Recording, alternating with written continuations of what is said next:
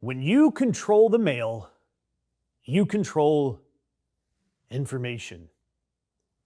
About 30 years ago, that was Newman, the fictional mailman ranting on Seinfeld.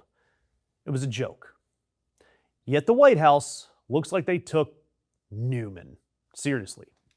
And right now, the United States Postal Service is drawing up rules to decide which Americans get the privilege of having their ballot in the mail. Yep, Donald Trump has now weaponized your letter carriers. And if you remember, back in March, Donald Trump signed an executive order aimed at mail-in voting. It's his white whale, the thing that he's blamed for every loss since 2022. Of course, that is how he votes, still. And honestly, at this point, the fraud routine, it feels like a marriage that's gone stale. Donnie, old pal, you've been telling us the same mail fraud story for 6 years. No evidence, no convictions, 60 some odd lost lawsuits. Donnie, do you even care that you're lying to us anymore? You're not even getting dressed up anymore. You used to invent suitcases of ballots, dead voters, vans in the night. And now it's just an executive order and a shrug. Where's the romance, Donald? Damn it, Donnie, I shaved my legs for you. Sorry. Anyway, Donald Trump's executive order tells the Postal Service that they had to deliver mail-in ballots only to voters that are on these federally approved lists. And this week, CNN has been reporting that the USPS has got their rules drafted to make this reality. States, they've got to hand the federal government a list of every voter that is set to receive a mail-in ballot. States that refuse, they can have their ballots blocked from delivery entirely. Not delayed, blocked. Entire states. Oregon's Secretary of State says that this would deny eligible people the right to vote, full stop. And by the way, the states have the law on their side. The Constitution gives states the power to run elections. And there is no footnote that says, unless the post office objects. And yet Donald Trump marches on with a federal database of everyone who votes by mail, with every ballot tied to a unique tracking barcode assembled by an administration that has spent a year hunting imaginary fraud, run by a man who's already said on the record that he regrets not seizing ballot boxes in 2020. Donald Trump gets to decide who gets to vote. I'm going to repeat that. When it comes to mail-in ballots, Donald Trump gets to decide if your vote counts or not.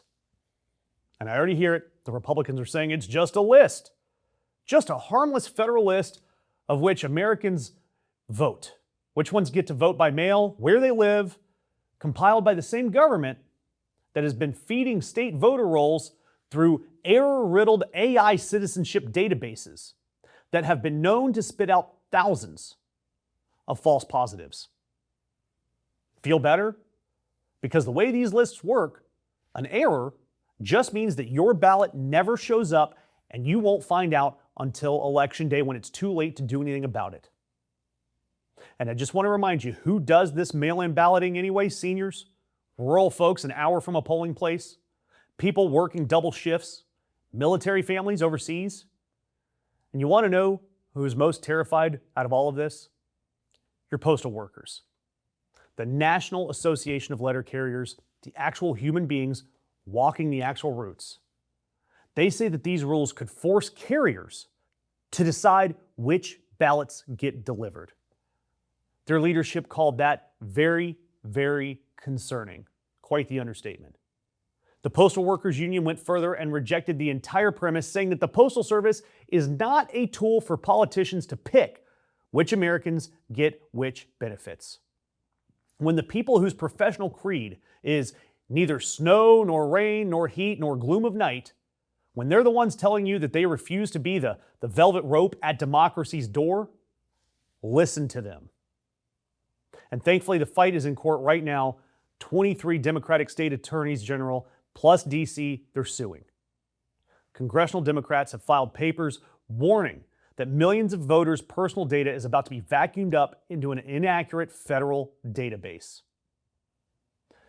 A judge did decline to block the order last month, mostly because of timing, at least that's what they say.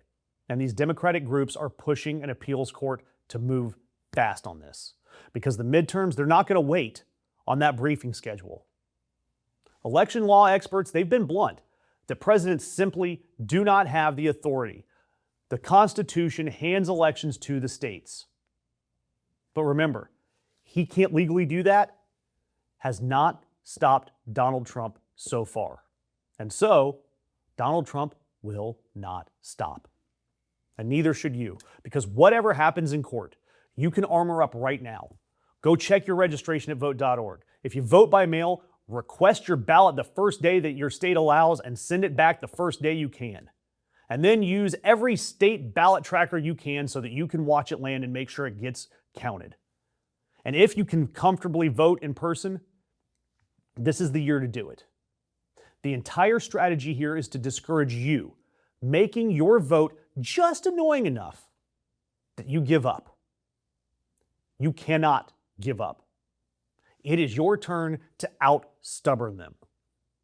And that's why I'm going to ask you, every interaction with our page helps, because we are going to track every twist and turn of this thing from now until November, the way that the post office tracks a package, except, accurately.